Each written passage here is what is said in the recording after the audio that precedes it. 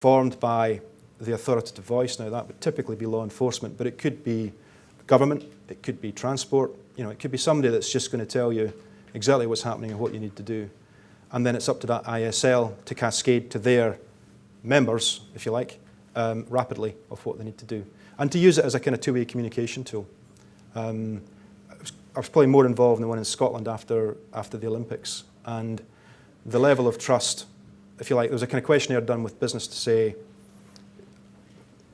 trust is probably the wrong word, but how would you engage with the police? Would you engage with the police? Would you ask a question? And it was quite low. It was kind of 40% would do their own thing. After the Commonwealth Games and after involvement in the CSC, that was up around 85, 90%. So a big success. And a great example, actually, of public-private partnership. Very well. Right, thanks very much, Alistair. Thank you.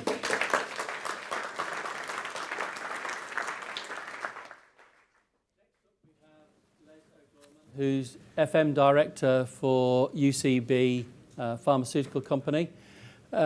When you ask questions at the end, can you please just announce who you are in the spirit of sharing and networking?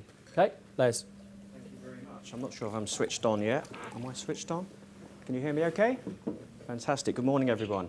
So, as Kevin said, I'm Les O'Gorman. I am, looking for the clicker, I am head of FM at UCB. So, UCB, we're not a Christian broadcasting organisation. Those of you that are familiar with the Sky remote control, and you mistakenly hit up one, and you go to channel whatever it is, and assuming you've got the adult channels blocked, which I'm sure most of you have. Some of you not very confident on that one, so that's a bit worrying. So, UCB, we're a Belgian-owned pharmaceutical company. So we are a mid-sized pharma company. So we specialise in two key areas, really, central nervous system issues and immunology.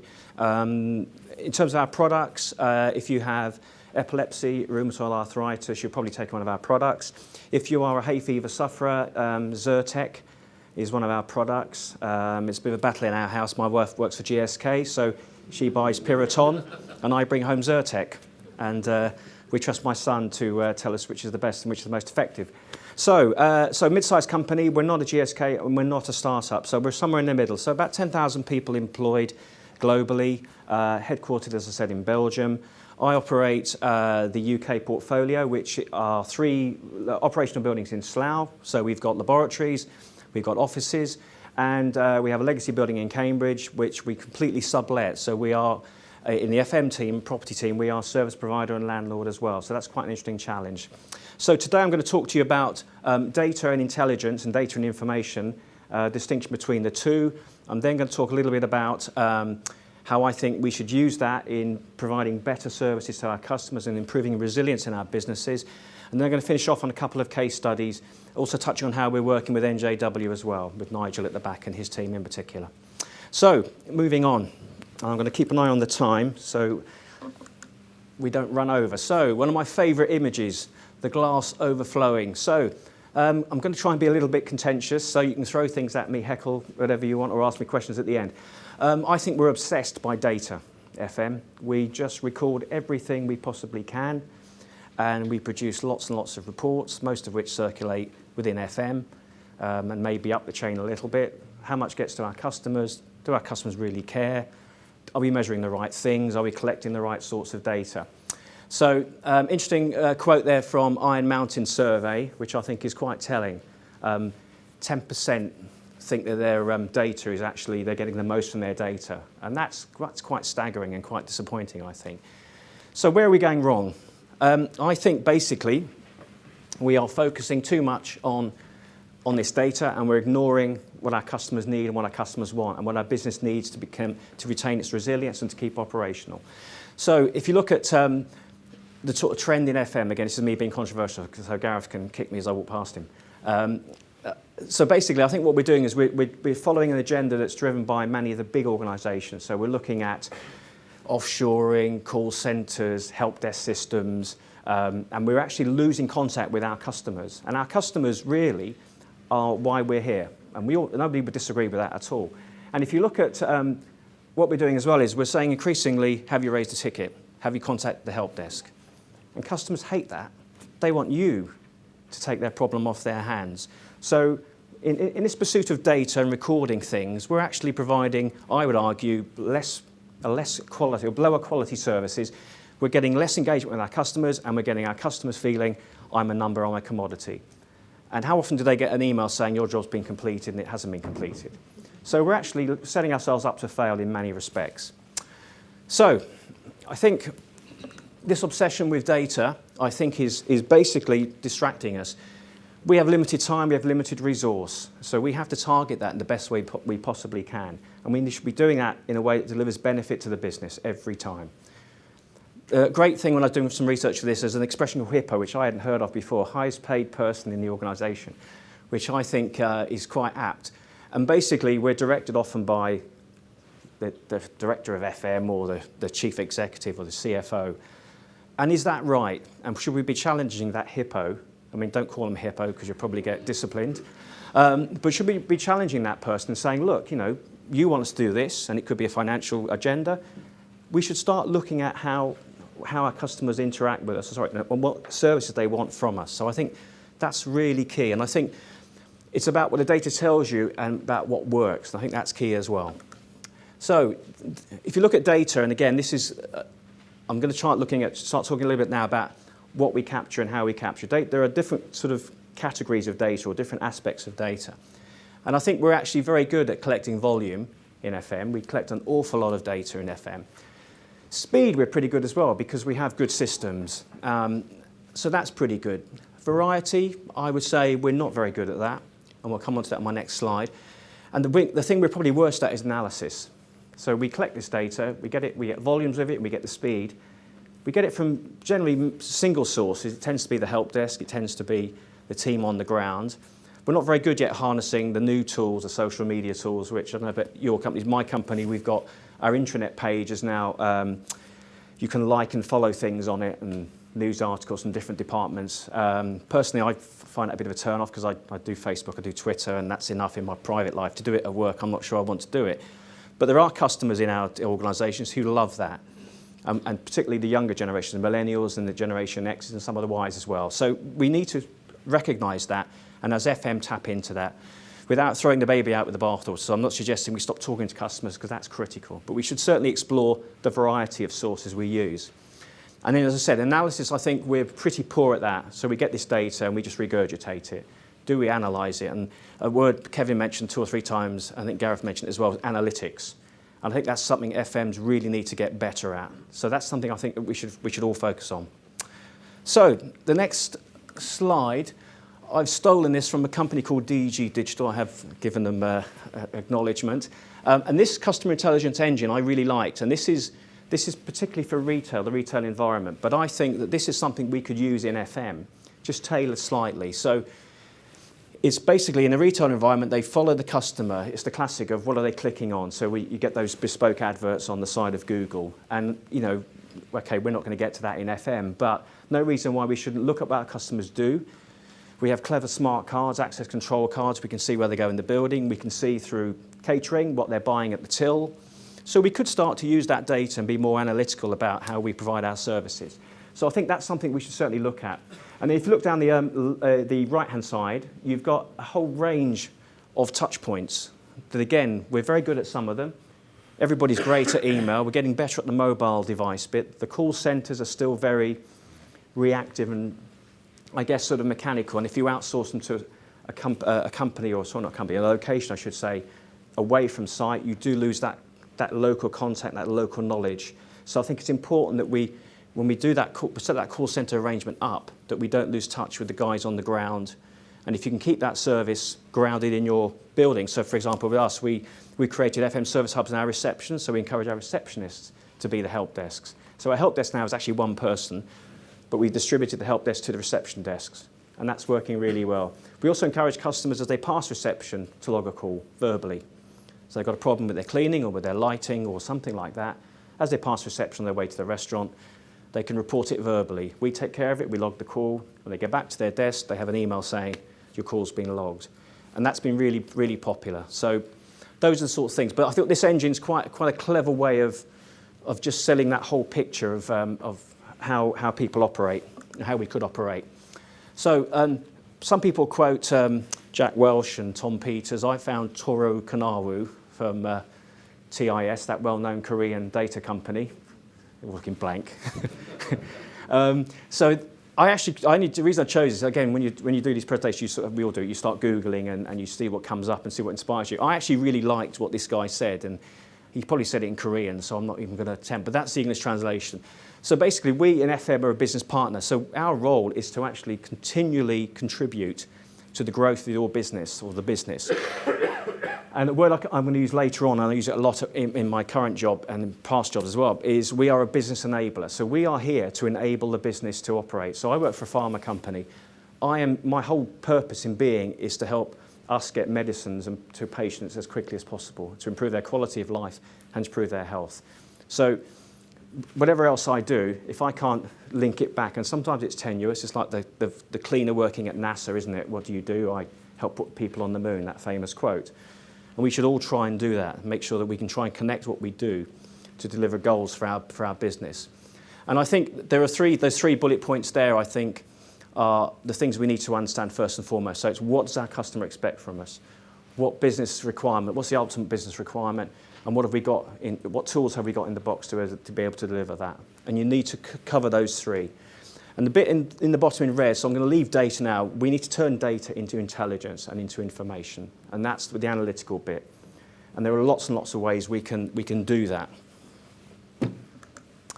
So this is, again, slightly off at a tangent. This is moving away a little bit from, I guess, data and intelligence. But the principles, I think, are really important. So there's a really hackneyed phrase, buddy up, buddy systems, and so on. And buddy systems often have negative connotations. It's a bit too corny. But to me, it says it's the Ron Seal, if you like, of business relationships. If you can get close to your business partners, your supply chain, if you can get close to your customers, you can deliver far more. I think as well, if you can do that at different levels. So if you can do that, the C-suite is very easy to target. And there's a chain of command which allows you to do that. But try and get your network much, much deeper into the business at all levels. So it's empowering engineers, cleaners, to make their local contacts and become information sources for you and your team. So that's really critical as well. And I think if you can do that properly, you'll start to gather information. Yes, you'll have your data about how many calls that department logs or that administrator logs.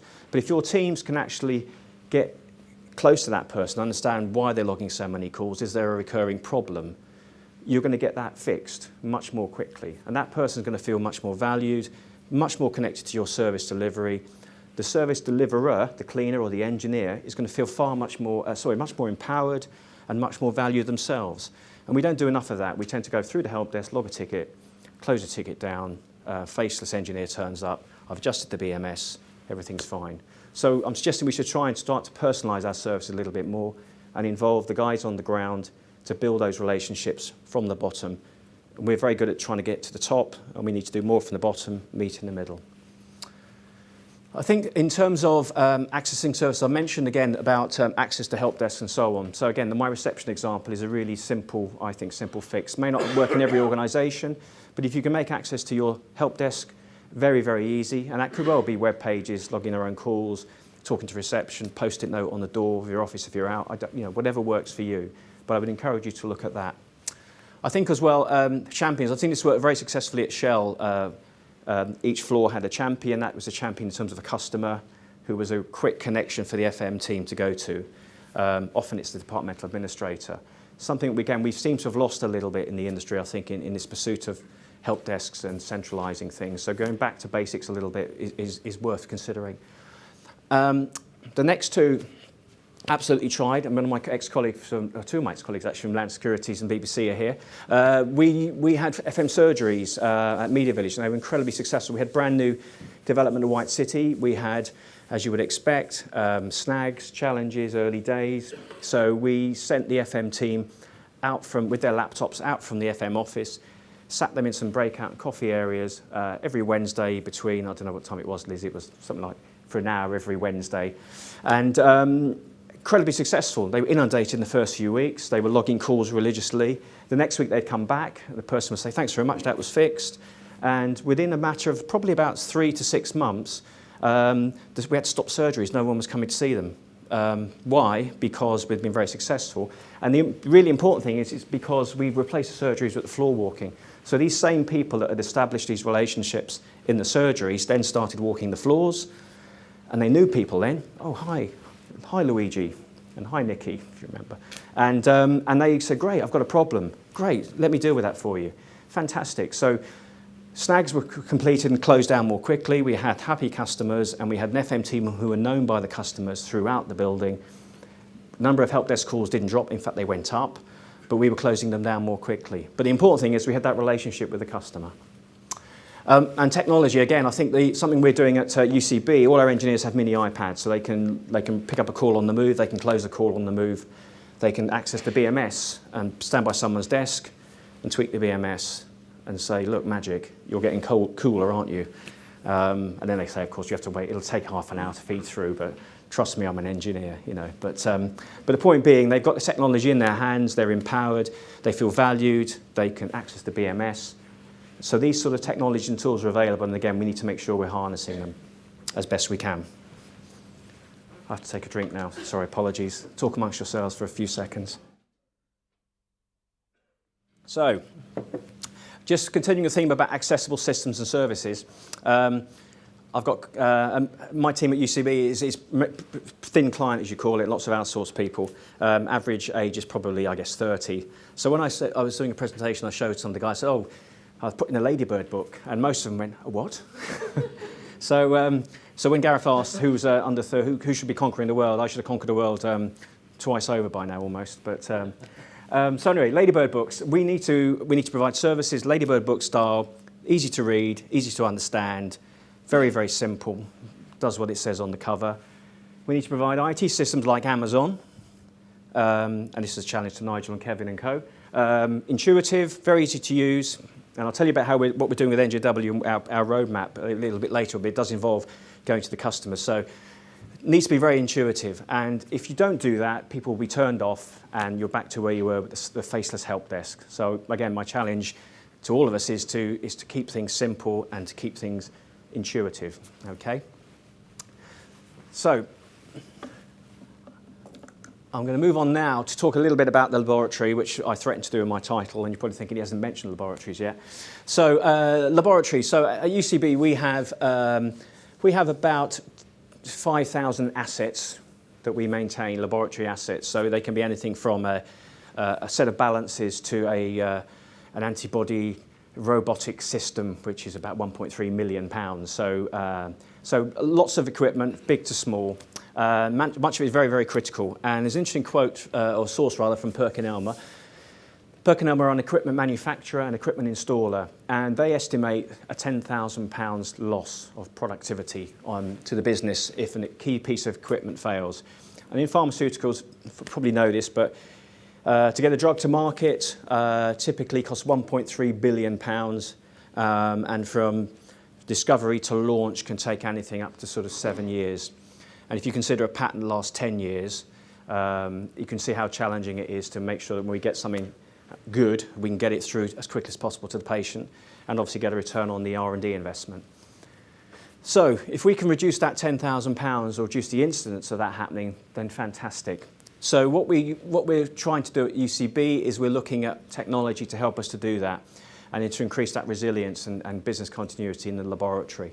So there are a number of things I've listed in bullet point form there that we are using. So we're using the IP network as you would imagine. So that's plugging bits of equipment into the UCB IT network and monitoring those. So the scientists use that to monitor equipment. So if I took you around our laboratories, most people say, where are all the scientists? And I take them to the write-up office areas, and they're all in there. And what they do now is they set the experiments up on the equipment, and they disappear to the write-up area, and they monitor the equipment from there. So increasingly we're using the IT network, so you haven't got scientists necessarily standing over equipment.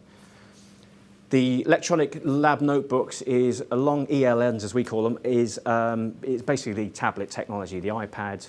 And again, what they're doing now is they used to, if you remember when you did, looking around the room, most of you did, I was going to be kind of harsh and say O-level. Most of you did GCSE probably. If you did an O-level science exam, you would conduct an experiment, and then you would be sent back to your desk and you'd write up what you did. And that's basically what happens in pharma laboratories still today. So the write-up bit now is captured in a tablet. So again, having a tablet means we can send the data straight to our IP system, intellectual property system. So we're storing the information for the patent application, if you like, as we go. Also, if there's a problem with the drug in later terms, we can go back electronically to this note and see what the scientists did, see if there was an error in their formulas or whatever. So it's really a good technology. RFID I'm going to talk a little bit further about, and remote equipment management sort of combined. Telemetry is something we're looking to do with some of our key infrastructure. So we have big liquid nitrogen tanks. You probably see buildings, factories with the big white cylindrical tank of gas. So we have liquid nitrogen and liquid oxygen as well. And we have telemetry on those, so we can tell when the tanks, what levels the tanks are at, and it triggers an automatic delivery from Air Products. Those of you that have houses in the country might have a telemetry on a Calagas tank or such like. So that technology, again, we're using that already at the moment. And analytics and dashboard I'll come on to a bit later on. That's something we're working on very closely with NJW and indeed with PerkinElmer. So RFID, and interesting, this picture here is quite hard to see. I tried to find a picture of an odd use of RFID. So RFID is radio frequency ID, so it's tagging, the sort of thing you get on clothes in a shop. If you try and shoplift, the alarm goes off. This is an alligator in Florida that has been RFID tagged. So I thought that was quite a strange use of it. I couldn't quite understand or find out why they were tagging it and what it's for, but they can be used anywhere. So RFID tagging, this is something we're exploring at UCB, and we're looking at the moment, hoping to get approval from our executive for a new building to consolidate our 3 into 1. And one of the things we're looking at, and we've probably postponed at the moment on grounds of cost, is retrofitting to our buildings RFID tagging. So that's to tag every piece of scientific equipment and every piece of FM major plant. Now, why would we do that? We would do that to monitor it. So with portable assets particularly, if an asset's taken out of one room, it goes into another, the RFID tag picks it up, automatically updates the database. So the engineer who goes to fix that bit of portable kit gets a job ticket on his tablet, knows he's got to go to that laboratory and not that one. Sounds simple, that causes us all sorts of problems. Scientists are very good at picking something up and then, a bit like kids, putting it down and not putting it away after them, or not telling their colleague where they've left it. So tagging is going to help us with inventory accuracy, and it will also help us on a number of maintenance-related activities. So if you get a piece of equipment that is leaking, has reached a certain temperature, or a freezer, for example, a -80 freezer has dropped temperature, the tag can actually remotely tell the maintenance team via the BMS there's a problem with that bit of equipment. Powerful stuff. So I'm just going to show you some of the applications of tags as well. These are some of the tags that are available, and some of them are quite surprising actually. I think the ear tag's great. I think that must be for young offenders at Feltham. I'm not sure about that, but probably cattle, I imagine. But again, if you look at some of these, one of the things we're looking at certainly tags for temperature and leakage. So if you've got vending point, you can put an RFID tag on the floor behind the vending machine. If the vending machine leaks in the middle of the night, it sends a message to the engineering team or security. Much cheaper than a leakage detection system that you have to put in. So again, technologies we should be using probably more, and we're not. But you can see, so temperature, humidity, pretty much any condition change you can think of, there's an RFID tag. And the price is coming down, as you would expect with most technology, prices are falling. So we're looking at a lot of that. Telemetry I've mentioned already, so I'm going to skip that. So what we're doing with NJW, had to be a plug here for the guys. They haven't asked me to put this in either. So we're developing a property and real estate portal called Dimensions, and I was overseas last week presenting it to my global colleagues, and it was very well received. So we're hoping to press ahead now and get this in full production globally. So we've used the UK as a pilot. And this effectively is the modules you can see listed there. We haven't switched them all on yet, and I hadn't even had a chance to catch up with Nigel yet on this, but my colleagues were very interested. They went straight to help desk when they saw this, even though we have a help desk system based on another product, which I won't mention. So that was quite interesting. So what we tried to do here is we tried to use it to start telling that story to the business and giving them business-related data I mentioned earlier on. So we've had to start from the traditional FMP. So we're talking about real estate occupancy, we're talking about health and safety, we're talking about financial performance, projects, and waste waste management. So we're trying to tick CSR box in there as well. And what we've done when we started to develop, we're deliberately developing it with Nigel and the team in a way that we can then break it down to departments. So we can give the Vice President of Chemistry, for example, a tailored report for his area, just showing the space his team occupy, the waste his team generate, the health and safety compliance of his team. So we're very quickly going from that FM, here's another FM piece of lots of information, to make it powerful, local, specific data for those teams. Because only then can they help, that will help them influence their behaviours and the way they use our services. So we will become a better business enabler, and they will become a more educated client, and hopefully will make decisions that will help us keep our costs down. Because as a service provider, as you all know, it's the customers that drive your levels of spend. It's very difficult, fixed costs aside, it's very difficult to control your spend. So I'm just going to show you one screenshot of it. This is waste, for example. So we've listed waste by the waste codes, and again I've just took a screenshot. So what we want to get to is the ability to report. And this is real data for our Slough site. So we want to be able to report to the business locally what they're using, what waste they're producing, to our customers on the ground about how green we're being, how sustainable we're trying to be, and also ticking the report, the corporate report on CSR that we have to submit to Brussels. And to do those things at the moment would be sending them just spreadsheets that we can't really drill down into, and they're not very interesting and they're not really alive.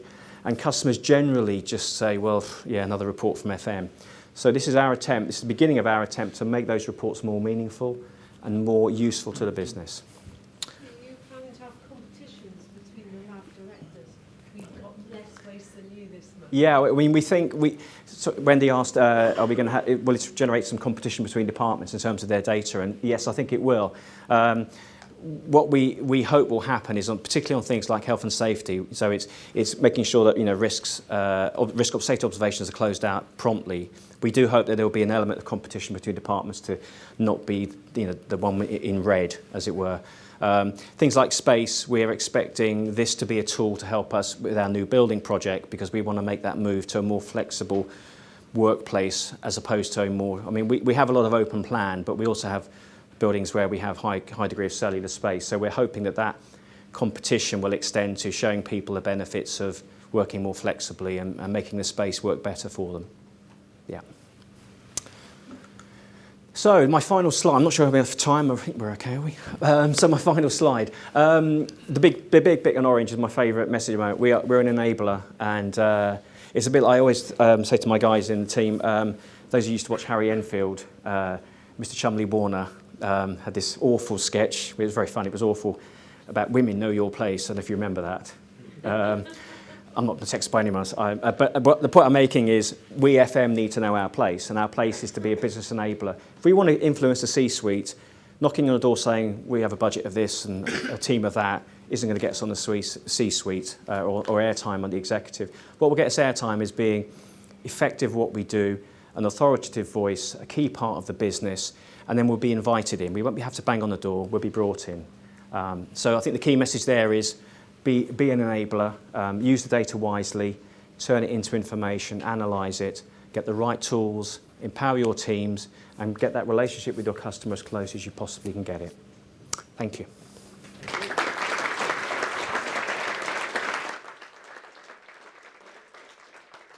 Any questions for Les? Remember to introduce yourself, Wendy. Wendy Bishop, currently with Bolton Group, but it was just a remark really. When I worked at Pfizer Pharmaceuticals, we moved from cellular to open plan, and one of the things we did, we visited numerous places, went up to Boots, Nottingham, where they have a great facility, and we asked the woman there, so are you planning to survey to find out pre and post move exactly what the outcome is? No, she said. Why bother? We won't use the data. Yeah. It's funny, I spent yesterday morning at NATS, Air Traffic Control, and I was talking to their head of FM, and they've used the Leesman Index, which again, I guess is gathering momentum, and we're looking to use it as well, again, as a post-new building and pre-new building and ultimately a post-new building. And what Leesman does is it asks those questions and it allows you to benchmark against other organisations. And I think again, what Leadsman gives you, if you don't do anything with it, is the answer to some set questions. And the Leadsman, many of you know Leadsman, but the questions are pretty set. You can add some extra ones in, but generally it's the same set of questions, and then they use that to benchmark your workplace against others. So if you use Leadsman carefully, and again, what I learned from Nats was they spent a lot of time before they launched the questionnaire analysing what they wanted to know, what information they wanted from it. And then the extra questions were added in, and they were able to design the questionnaire and also direct, structure it organisationally so they could get the right information about the right work groups and departments. So I think it's absolutely critical to do that. We did some post-occupancy evaluation work at Media Village at the BBC with Land Securities. And again, the data came back and nothing was really done with it. So yeah, it's almost easy to do the questionnaire piece. It's what you do. It's just my point about data versus information and the analytics element. So we're very good at capturing the data, but not maybe so good at the other bits.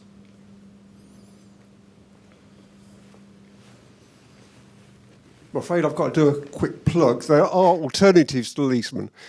Gordon does low facilities analysis, so we are there in a competition to Leadsman. I'm sorry. Other tools are available as following Alice's leads. Yes, sorry, apologies. But yeah, I mean there are, and I think where Leadsman have been very good is getting out there first and being loud and proud. And I'm sure you guys are doing the same. But yeah, those tools, whatever you use. I mean, the POE tool we used at Land Securities was very different again. But all these tools are really useful as long as you turn that data into information.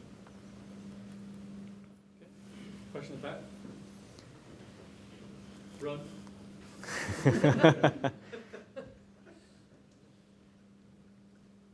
Roger Parslow, LMG.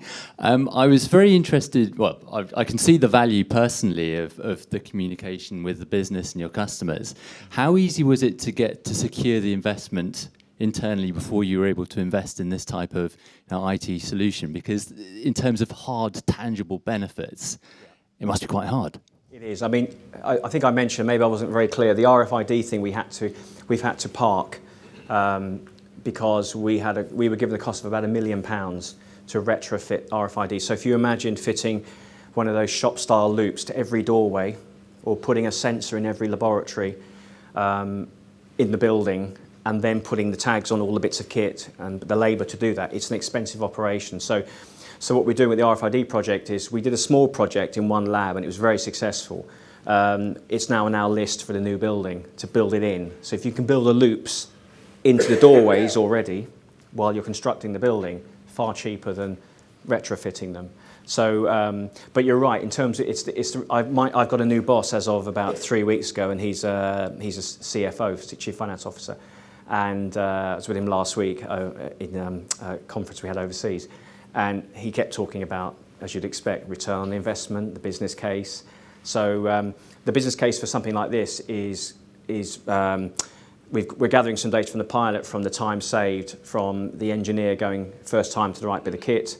The bit you can't cost and you can cost that quite easily, save number of jobs done in a day or save resource.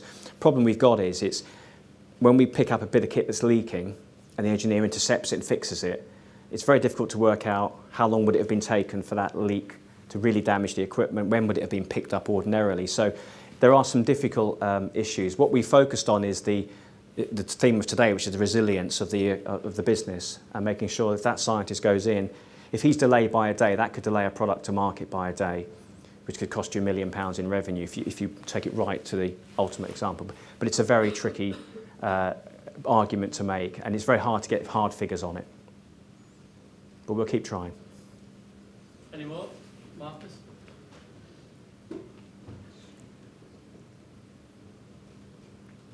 Marcus Müller from the University of Exeter. How do you measure the essentially success, or the you said that essentially some of the investment was successful and that people take it, like your customers pick it up quite soft. I think first and foremost it's and it's again it's perception and it's reputation of the department.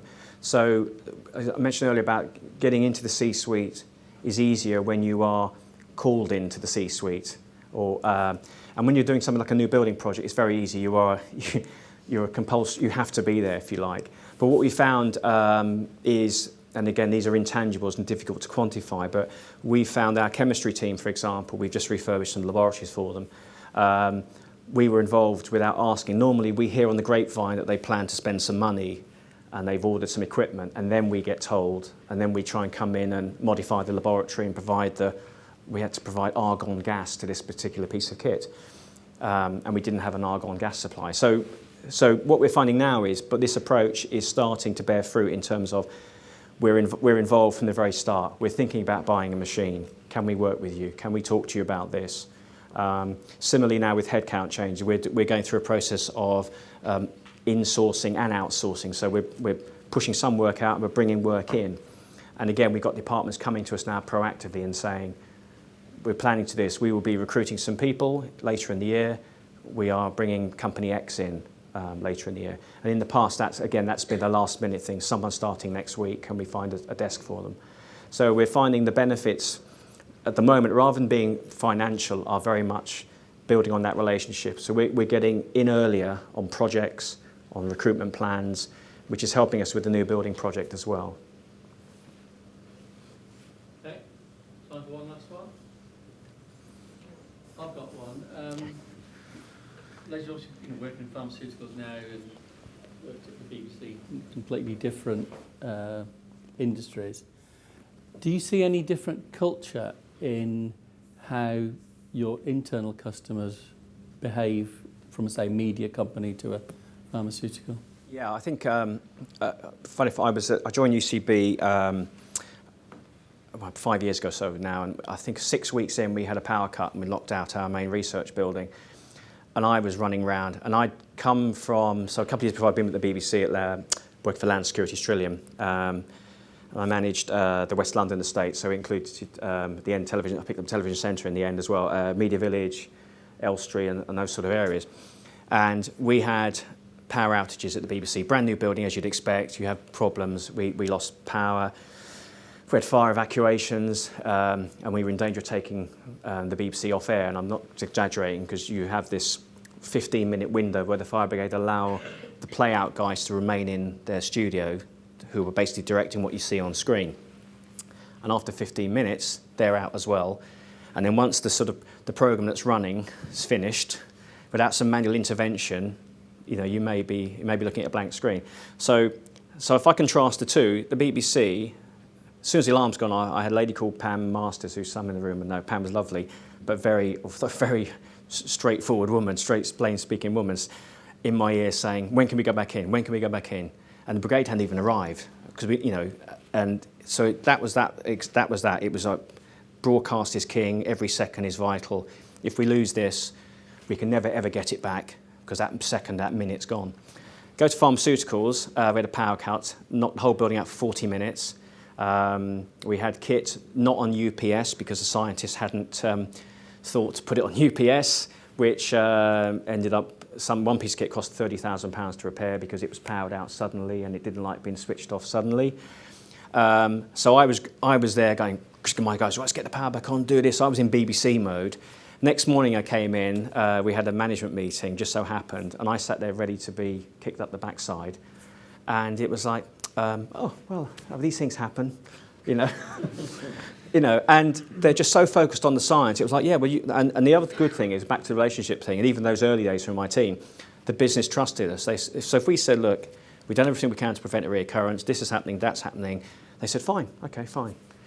So the different cultures is very, very noticeable. And the other thing I've noticed is I worked in financial services as well for a while. Everybody has their whatever is critical. So the BBC, we had broadcast critical. With the banks, it's the traders, isn't it? It's keeping trading running. In pharmaceuticals, they're just so focused on the patient and the science that if things disrupt them for a day or two, okay, well, let's get back to the science. And it's quite refreshing, but I still find it hard. I'm the one probably highest up going, let's get this fixed, and everyone else around me is much calmer. So and I'm the crisis leader, so that works quite well. Okay, Leslie Gorman. Thank you.